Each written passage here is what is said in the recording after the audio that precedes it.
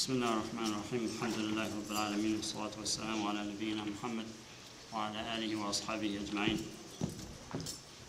اللهم علمنا ما ينفعنا وانفعنا بما علمتنا وزدنا علما.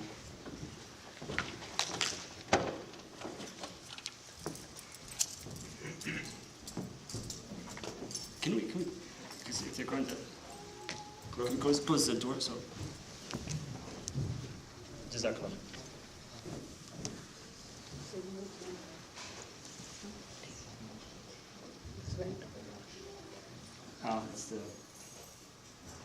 It's good. I'm done.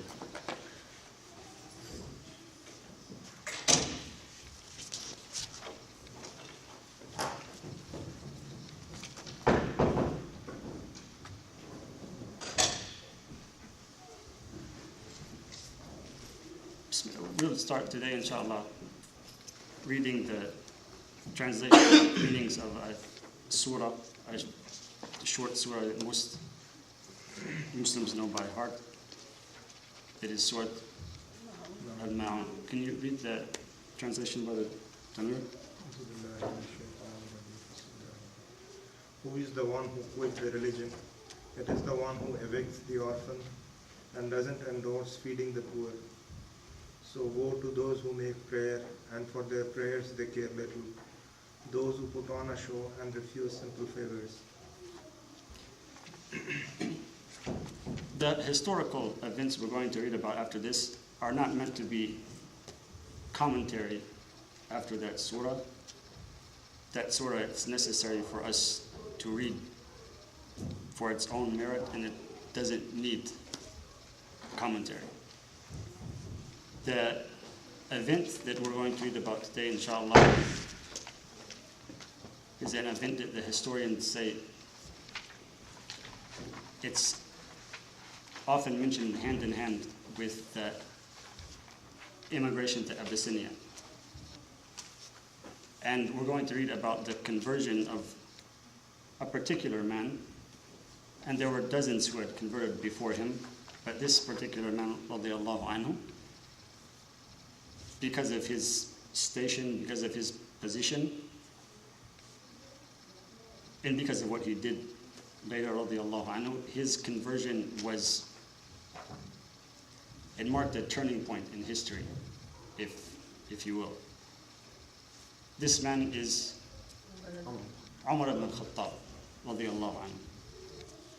Brother Tanwir, can you read this first passage? This is just basically a translation of some of the words of the historian Ibn Ishaq.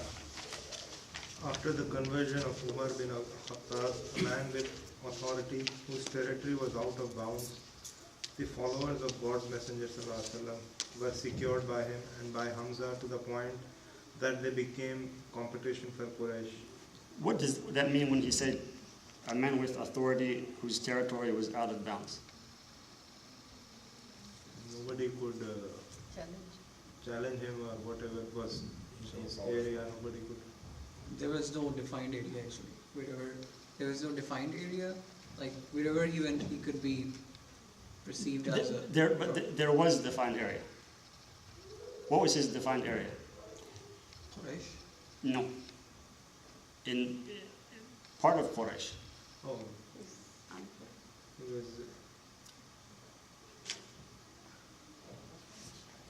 I'll give you a hint. Yeah. Banu Adi.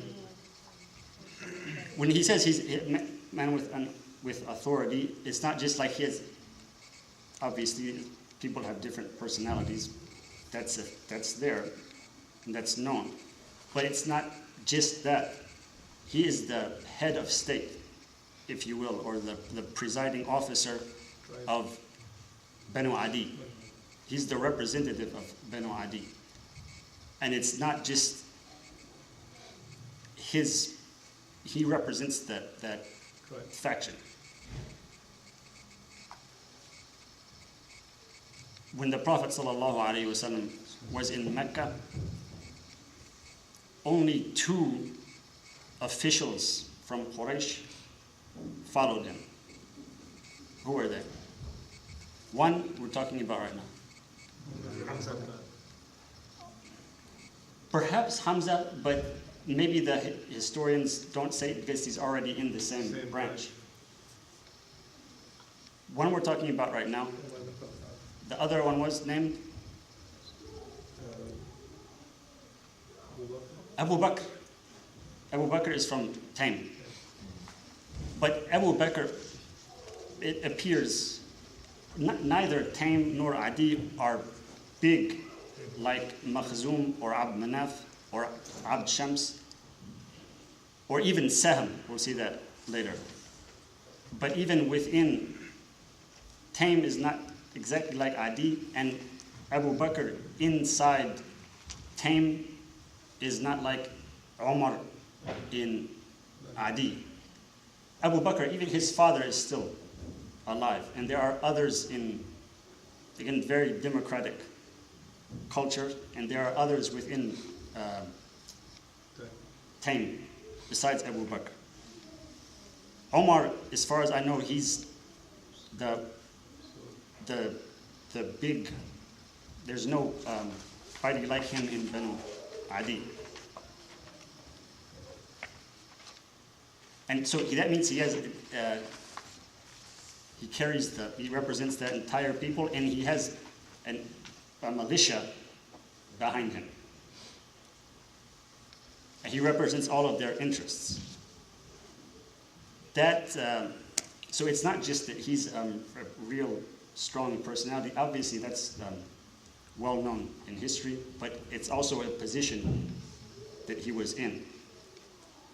And even back in Jahiliyyah, we talked about his grandfather, Nufail, was a judge, a hakim in Jahiliyyah. He was one of the people that Quraysh would go to resolve disputes. And you see that the influence of this, where Umar's, a result of him converting, radiallahu anhu, much later on. It's something that we've mentioned. No one from Banu Yes, Adi participated in Battle of Badr. Yes, no one from Banu Adi went even out to Badr. From Banu Hashim went out under Talib. Who is Talib? No.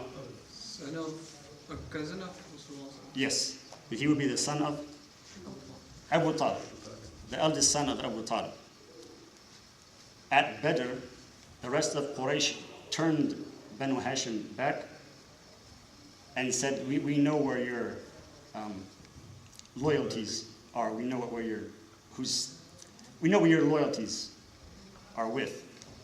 And Talib went back and he said, basically, you have a point. So he went back and he said, لا هم إما يغزون طالب في عصبة محالف محارب في مقنب من هذه المقانب فليكن المسلوب غير السالب وليكن المغلوب غير الغالب. He said, basically it means if we're ever going to enlist in an army, it should be a case when the winner and the loser are different.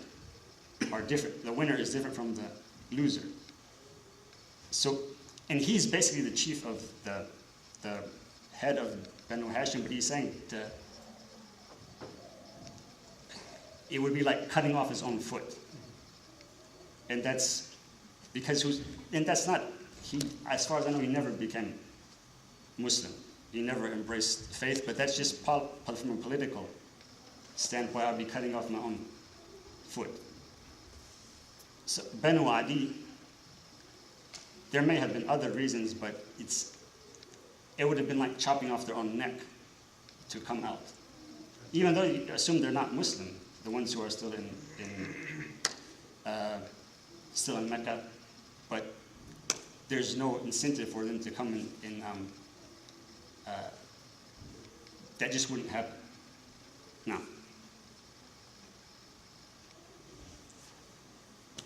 I continue? Abdullah bin Masud used to say, we were never able to pray by the Kaaba in public until Umar converted.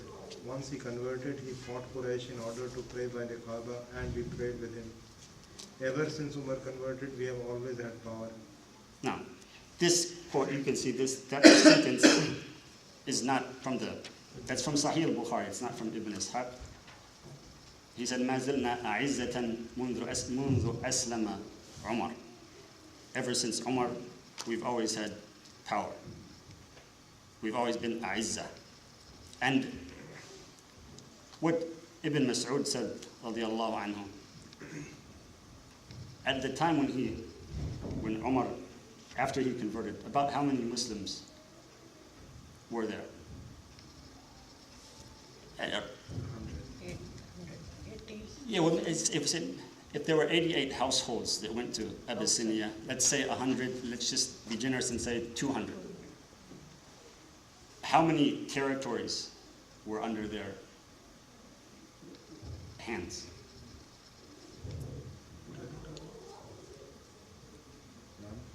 None. Not Mecca, not Medina, not Jerusalem, not any territories. Right now, how many Muslims are there? How many Muslims come to Jummah in this masjid? What, to Jummah? 1,000? At least 500. 500? Well, let's say 100. 120. That's what I've heard.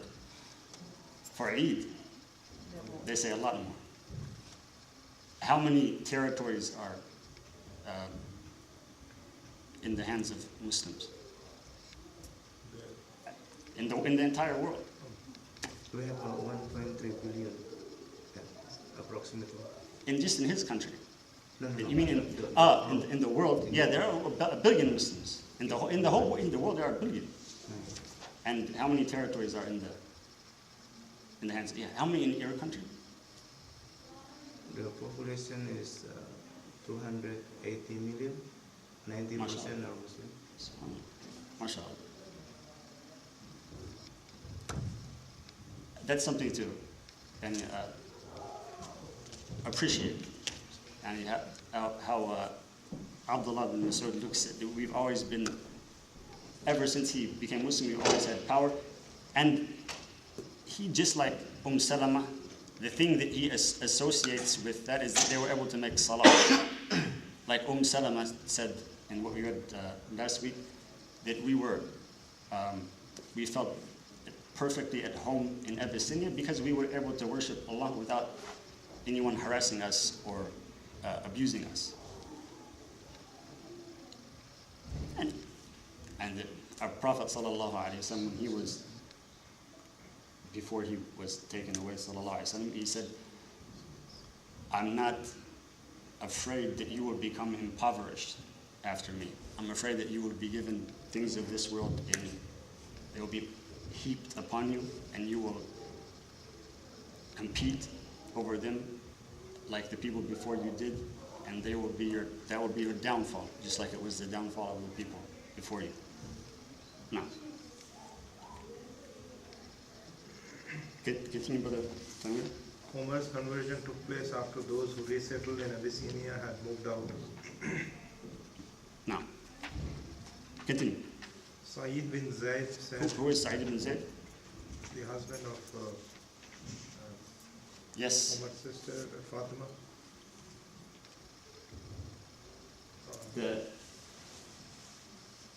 Him. And he's married to Fatima. He's married to, can you see that? Yeah, The sister of Umar, but the brother of Umar, he's also another day. he became Muslim before Umar did, and I think he made hijrah before Umar did. But he's less well known because of his position. And he's not in the position that Umar was in. Now, continue. I still remember being locked up by Umar, me along with his sister, for being Muslim when he wasn't Muslim. No, subhanallah. SubhanAllah. And this is, again, part of because he's the law enforcement over Banu Adi. Continue, brother. Ibn Ishaq, I was informed by Abdul Rahman bin al-Harith bin Abdullah bin Ayyash bin Abi Rabi'ah. Just very quickly, who is Ayyash ibn Abi Rabi'ah? Does anyone remember him?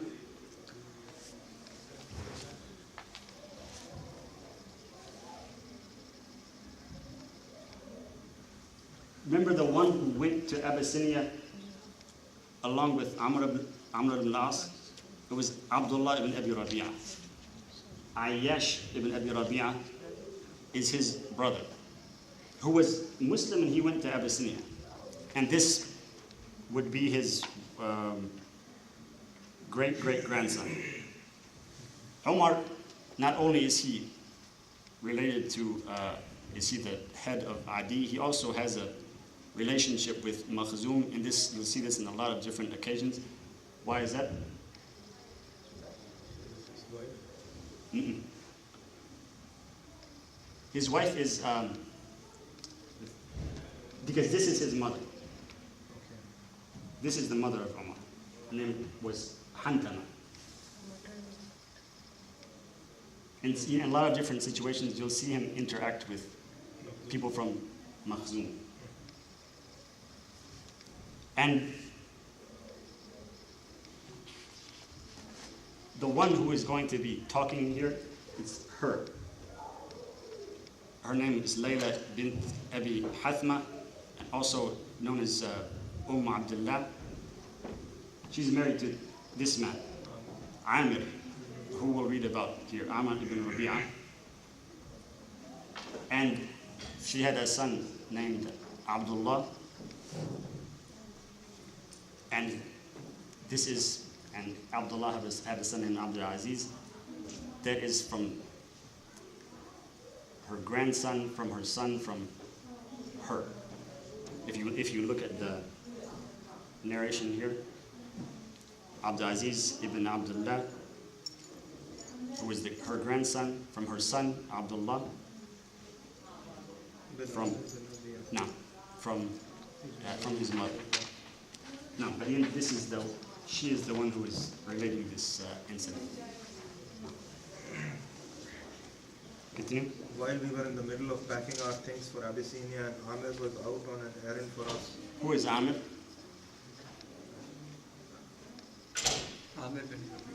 Yes, her husband. Yeah. Umar stopped by. We used to suffer unbearable abuse and cruelty at his hands. He Yes, said, and because he's the one responsible over them. "Are you really leaving Abdullah?" I replied, "Yes, by God, you have abused us and left us no choice. So we are going to set out in God's land until God delivers us." He said, "May God be with you," with surprising kindness. Then he went on his way, and it really seemed to me that he was sorry we were leaving. When Amir returned from his errand, I said, "Abu Abdullah, you should have seen Umar just now, and the pity and sympathy he showed for us." He said, "Do you think he'll become Muslim?" I said, "I do." He said, "Al-Khattab's donkey will become Muslim before that man you just saw does." SubhanAllah. SubhanAllah. Now, the story of his conversion, there are a number of different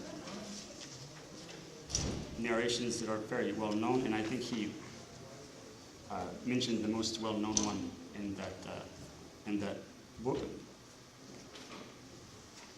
And it's always very touching to read. Although there are a number of different versions of them, there may be some basis to all of them. This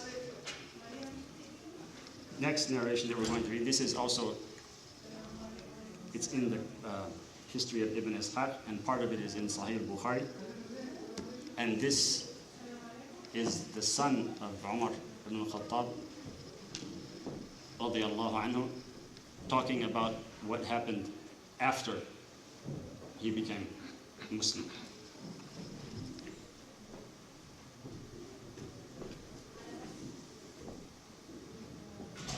Continue, brother. I was informed by Nafi ibn Umar's protege that according to Ibn Umar, after Umar became Muslim, he inquired about the most loose-lipped man in Quraysh and was directed to Jamil bin Ma'mar al-Jumahi. Why is he wanting to know about the most loose-lipped man?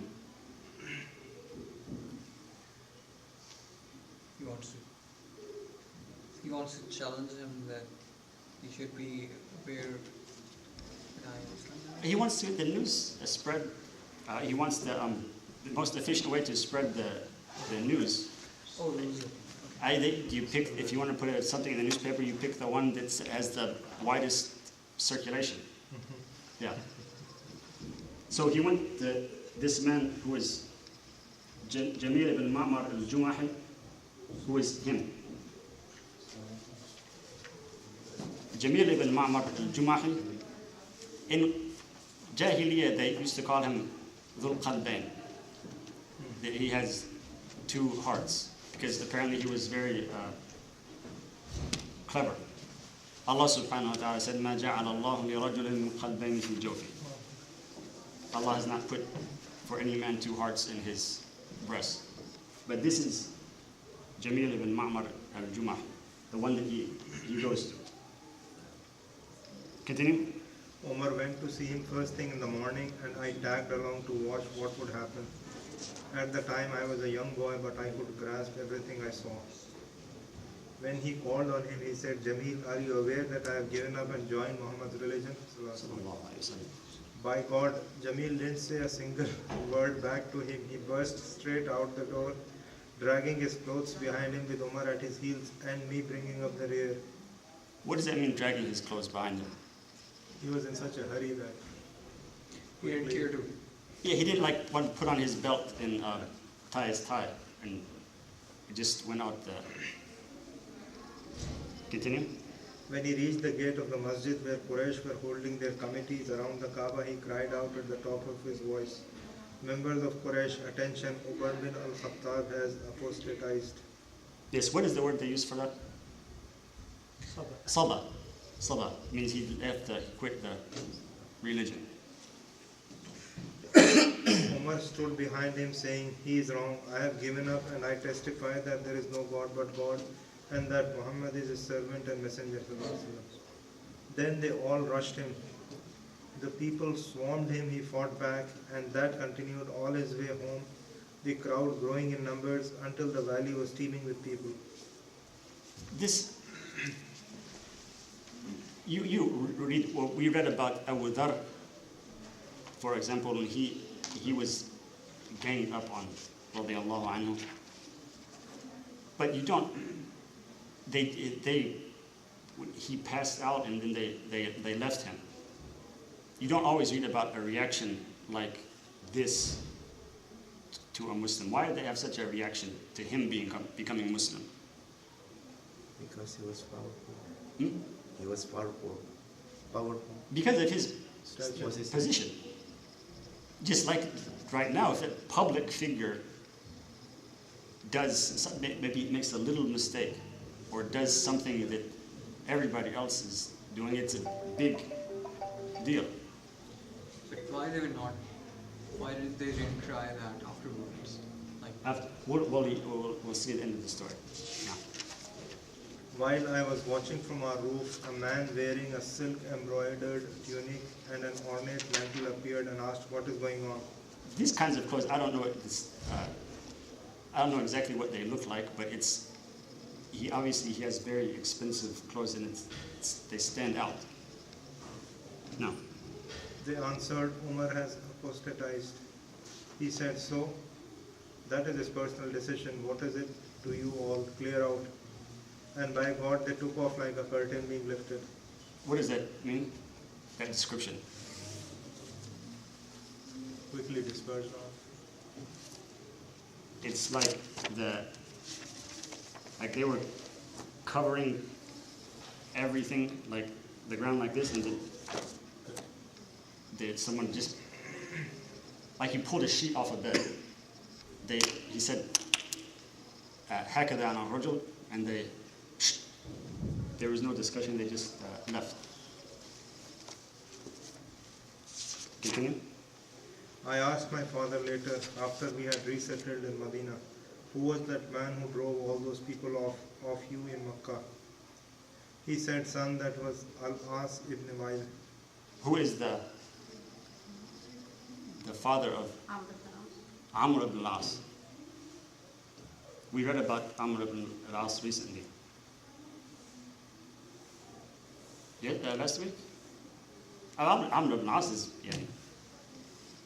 well known in history, but we read about him last week. Migration to Abyssinia. Oh, you were absent, so you have an excuse. He was one of the two people that Quraysh sent to al-Najashi, to talk to al-Najashi. And he was the one who wanted to go back the next day. Abdullah ibn Abi Rabi'a is quoted as saying, that's enough, they're still family. And Amr ibn al-As. No? Al-As or Amr ibn al-As. No. Al-As is older. It's his father, who's still alive now. Now, Amr ibn al-As, his father, Al-As ibn Wa'il, is, and we read in history, even before Islam, about Al-As ibn Wa'il. There's a famous historical event before Islam that happened in Mecca, and they call it, it had to do with something that he did. They call it some kind of hilf al-fudur. They say that he was the one who wouldn't pay the man from Yemen. And that's why half of Quraysh made a pact. Also, this same man. So he was the one who wouldn't pay the merchant who came from Yemen. He wouldn't pay him what he deserved. So the other half of Quraysh, they made a pact to make sure that this won't happen in Mecca. And we talked about in Jahiliyyah that there are a lot of just like there are in politics everywhere, there are a lot of subdivisions in Quraysh, and then there are two general sides. And Umar, not only is he in a position of responsibility, but he's on the other side. He's on the side that Al-As ibn Wa'il was on. And Al-As ibn Wa'il here, he just sent his son to Abyssinia, along with all of the officials of Quraysh. He sent his son to Abyssinia to have the refugees sent back. But right now he hears that Umar ibn al-Khattab becomes Muslim, and he says, so it's none of your business, go home. Why? He wants to have, like, he's giving him the favor back of supporting him, What favor? of being on his side, giving that back. Al-As ibn Wa'il, this is from before Al-As ibn Wa'il.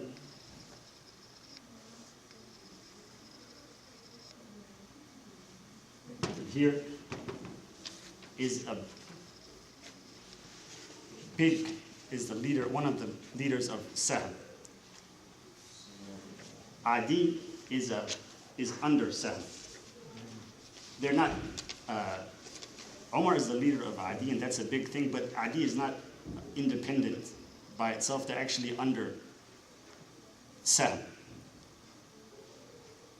And this is for political reasons. He's not going to let that happen to he's not going to let that happen. You know, we talked about Talib. He said he's not going to cut off his own foot. A person may cut off their own foot, but I'm not going to let someone else cut off my own foot, especially. Even if I'm going to cut off my toe, you can't do it. So he's not going to let that happen. Now, And the reason they cleared it off is because of who Al-As ibn Wa'il is. He's going to, what he says, he has a lot of clout. Now,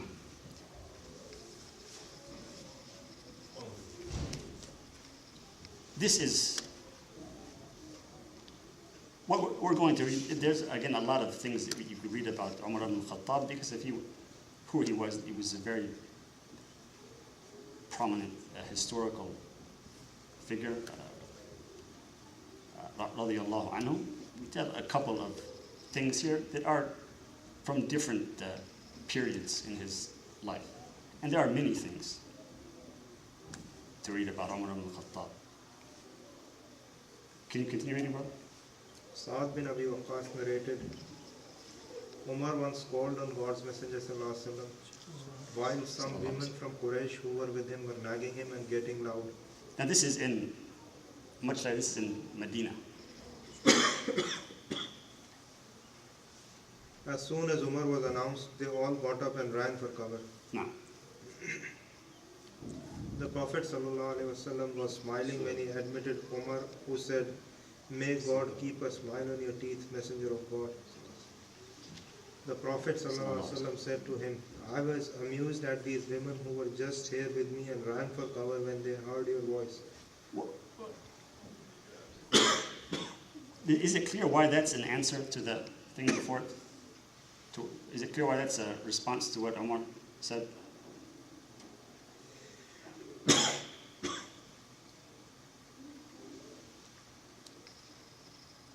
It's like if I said, if I commented on your socks and you say, I got them from here. Omar made it's a beautiful thing. He said it's a comment on he saw the Prophet ﷺ smiling already. And he was, the Prophet ﷺ explained to him why he's smiling. Sallallahu alayhi wa sallam. Here's something that happened. Something had happened when he wasn't there.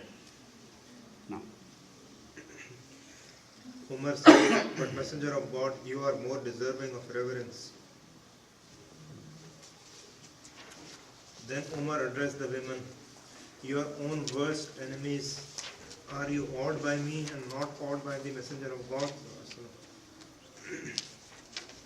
They answered, Yes, you are more harsh and strict than the God's messenger. Is there a the there? Then God's messenger. Then God's messenger ﷺ told him, It is okay, son of Khattab, by him in whose hand my soul is. Whenever the devil sees you coming, he finds somewhere else to go. SubhanAllah. That's, yeah, SubhanAllah, that's obviously what that means, but what does that have to do with what just happened? Right there. With the woman, you mean? With the women.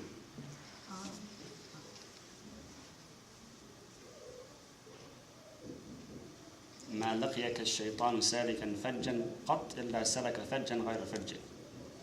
What does it have to do with what happened though?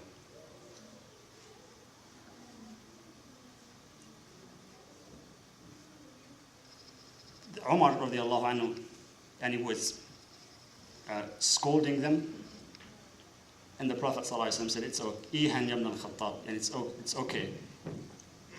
You don't have to scold them. As soon as you came in, the shaitan is already gone. You don't have to, it's okay. You don't have to have a conversation with him. The shaitan left as soon as you walked in. Alhamdulillah. Now, and this last thing we'll read, this is